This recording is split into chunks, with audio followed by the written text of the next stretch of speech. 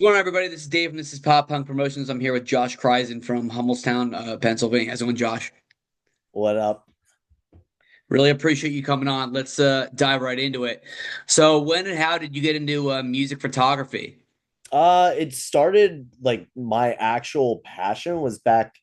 I used to work at Dale's Drum Shop in Harrisburg. I did all their like website stuff, their sales, but I helped build the website and take photos of everything. Kind of really built up a love for photography then.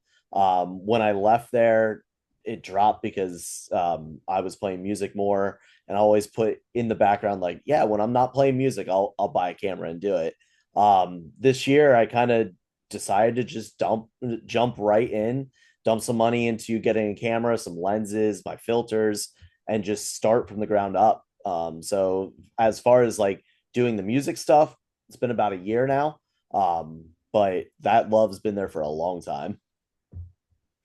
That's awesome.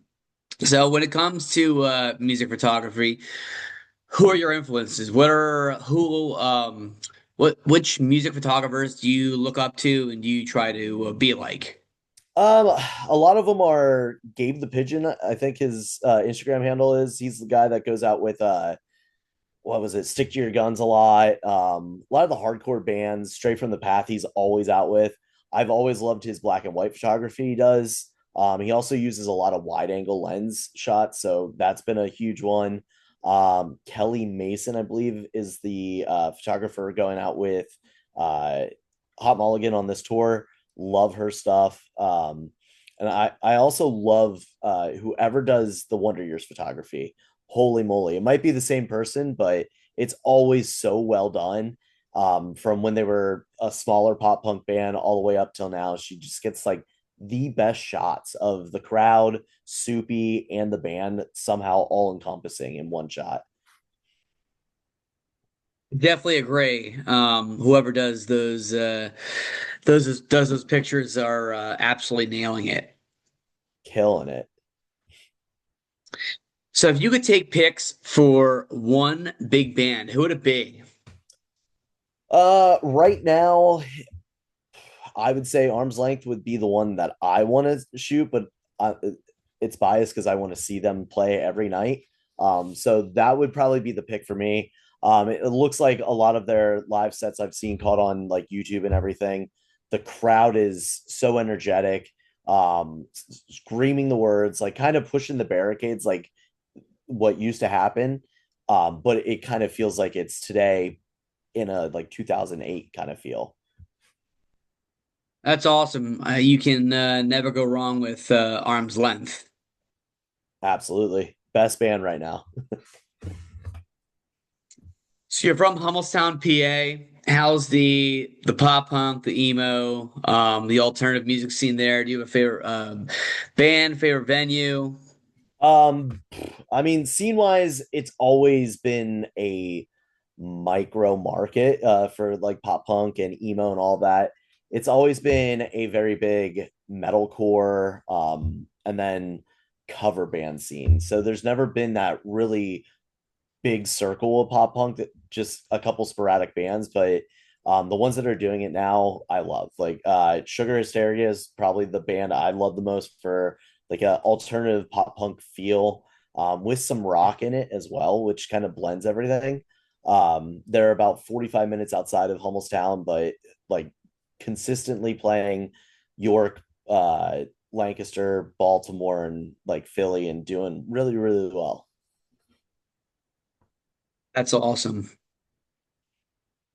So now I'm going to ask you some non-music questions. It's a good way for me to get to know you as a person. I did this with the other bands and labels and photographers. Are you ready to rock and roll?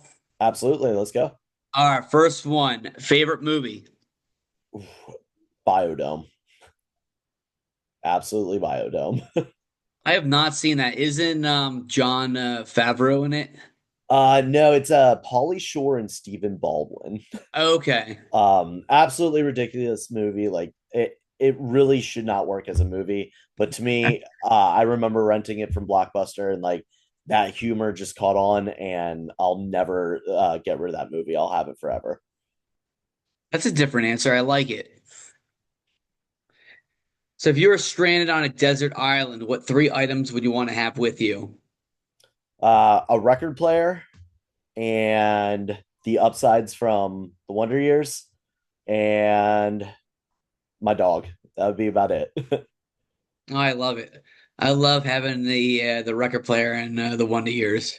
Yeah. If I have to choose one album always to listen to, it'll be the Wonder Years. So I'll take the upsides with me.